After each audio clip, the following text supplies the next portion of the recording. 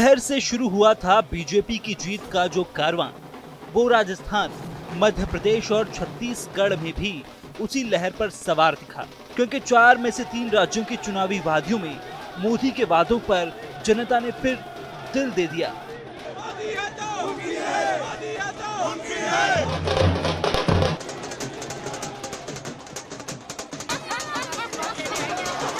कल ही 4 राज्यों के चुनाव नतीजे आए हैं। बहुत ही उत्साहवर्धक परिणाम है। ये उनके लिए उत्साहवर्धक है जो देश के सामान्य मानवी के कल्याण के लिए कमिटेड है, जो देश के उज्जवल भविष्य के लिए समर्पित है। बीजेपी के खेमे में जहां खुशियों की खुमार है, वहीं विपक्षी गलियारों में गम का आलम है। अब सिलसिलेवार तरीके से विपक्ष के दांव और दावों का तुरका हुआ किला देखें तो राजस्थान, मध्य प्रदेश और छत्तीसगढ़ के साथ साथ कांग्रेस के लिए अब यूपी के लिए भी डगर कठिन होने वाली है। 3 दिसंबर के बाद 2024 के लिए इंडिया में ज्यादा सीटों का सपना देख रही कांग्रेस के हाथ निराशा भी लग सकती है, क्योंकि क्षेत्रीय दल अब कांग्रेस के नखरे नहीं उठाएंगे। वहीं हार के इन हालात में कांग्रेस कह रही है कि ये बीजेपी नहीं, मोदी की जीत है। प्रधानमंत्री के अलावा उनके पार्टी का कोई है ही नहीं तो क्या करे।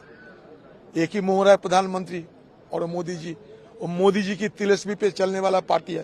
तो ये बीजेपी की जीत नहीं, मोदी की जीत है। ये मान बीजेपी अगर माने तो ठीक है। ये ना आरएसएस की जीत है, ना बीजेपी की जीत है, ना बीजेपी की जीत है। वो मान ले कि मोदी की जीत है। बात करें समाजवादी पार्टी की तो सपाई खेमे में कहीं खुशी कहीं गम का साया है। मध्य प्रदेश में कांग्रेस की करारी हार सपा के लिए अपमान का बदला सरीखा है। हालांकि बीते चुनाव में 2 सीट जीतने वाली सपा का इस बार खाता तो नहीं खुला, लेकिन निवाड़ी, चांदला, राजनगर सरीखी सीटों पर कांग्रेस उम्मीदवार के हार के अंतर से ज्यादा वोट सपा उम्मीदवार ने बटोरे। वहीं इस इंतकाम सरीखे परिणाम के बाद अखिलेश यादव कह रहे हैं कि शायद अहंकार कम हो गया होगा, अब यूपी में बड़े फैसले के लिए जाएंगे। ये बात खत्म हो गई, अब परिणाम आ गया, अहंकार भी खत्म हो गया। परिणाम नहीं, अहंकार खत्म किया है। मुझे उम्मीद है कि आने वाले समय में फिर रास्ता निकलेगा, क्योंकि देश के लिए लोकतंत्र बचाना, संविधान बचाना ये महत्वपूर्ण है। और उससे भी महत्वपूर्ण ये है कि समाजवादियों का उत्तर प्रदेश में संघर्ष बड़ा है। समाजवादियों को फैसले बड़े लेने हैं, इसलिए जहां से बात शुरू हुई थी कि जो जहां दल मजबूत है उसको सहयोग दूसरे दल करें। हालांकि अखिलेश यादव की माने तो बीती ताही बिसार कर सुध आगे की लें।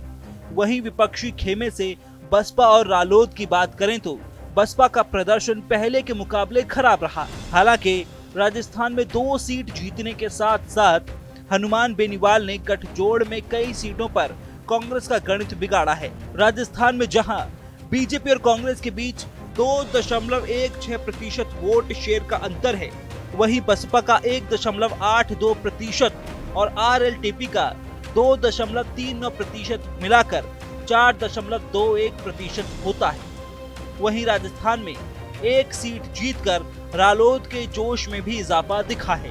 बहरहाल कुल मिलाकर इन राज्यों में यूपी के क्षेत्रीय दलों ने कोई खास प्रदर्शन नहीं किया है। वहीं दूसरी ओर सीएम योगी जिन जिन सीटों पर प्रचार के लिए गए, वहां बीजेपी को बम्पर जीत मिली। अकेले मध्य प्रदेश में ही 29 सीटों पर सीएम योगी ने किया था प्रचार, इनमें से 22 पर कमल खिला है। खैर, 3 दिसंबर को ढहे विपक्ष के इस किले के बाद अब 6 दिसंबर को विपक्षी इंडिया की बैठक का नया मुहूर्त निकला है। ऐसे में सवाल यह है कि अब क्या करेगी कांग्रेस। सवाल ये भी है कि क्या विपक्षी खेमे में अब नया संग्राम यूपी में देखने को मिलेगा।